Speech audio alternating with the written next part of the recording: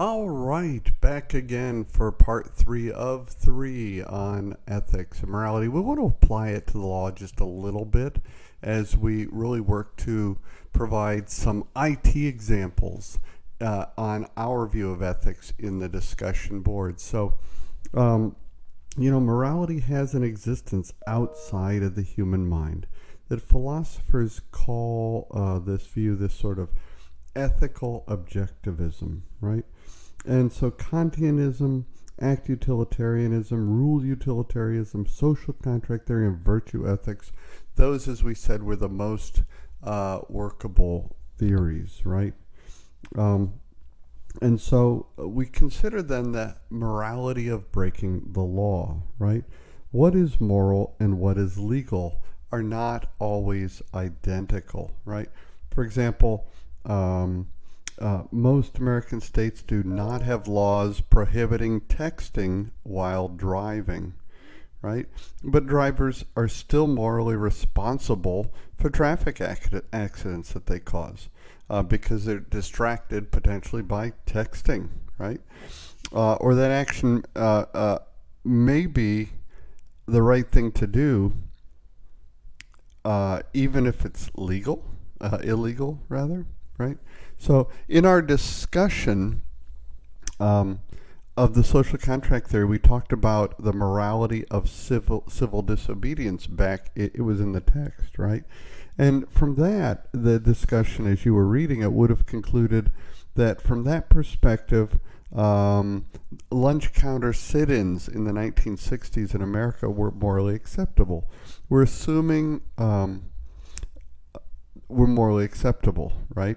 Because the segregation laws that were being violated were unjust, right? But notice that we often assume the law is just. And when this is the case, is it possible that an illegal action may be the right action? And so we want to consider that, for example, that everybody in society bears certain burdens in social contract theory in order to receive certain benefits. And the legal system is supposed to guarantee that people's rights are protected. Everything else being equal, we should be law-abiding and should only break the law if compelled to follow a higher moral order. Here's a prima facie obligation to obey the law. No parking any time, right? You can see the societal benefits and that we all agree. So to ground our analysis, we consider an illegal action about violating a licensing agreement by copying a CD, right? And that sort of copyrighted music, right? How would that play out? So this prima facie obligation to obey the law is the guarantee that people will not choose their own selfish interests over the common good, right? In return, our own legal rights will be respected, which is really the goal. Okay, so from the CD perspective just mentioned, it would be wrong to give a friend a copy of a CD containing copyrighted music. The example was, well, they're poor and they're in the hospital and they wouldn't go out and buy it anyhow.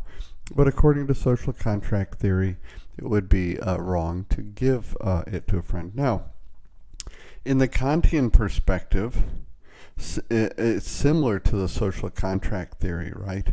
And according to Kant, the property rights are made possible through the implicit common agreement, and you declare that the object is yours. You are stating that everyone else is obliged to refrain from using that object, right? As opposed to rule utilitarianism, which from their point of view, breaking the law has more harms than benefits. So it would be wrong. So giving the CD would be wrong, right? When you weigh all the benefits and harms. And then in act utilitarianism perspective, it comes down to that number crunching, benefits versus harm, right? The friend CD value, the benefit of giving them, of helping them, of the harm of no lost sales. So basically, through ACT utilitarian perspective, they would come up with that there's a $25 benefit, there's zero harm, and so the action would be considered good, right? So from an ACT utilitarian point of view, it is possible to come up with a circumstance where making a copy of this copyrighted CD is the right action. So our discussions of these theories reveal that, frankly, none of them are perfect, right?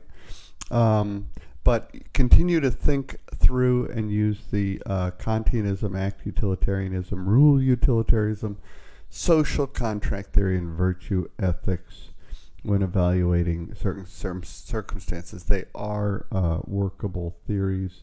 Use them in your papers and discussions in this course. Okay, I've enjoyed our time together. And as a summary, right, this was at the beginning of this presentation about the 4 workable theories, and basically it's up to you. Thank you, guys. See you online.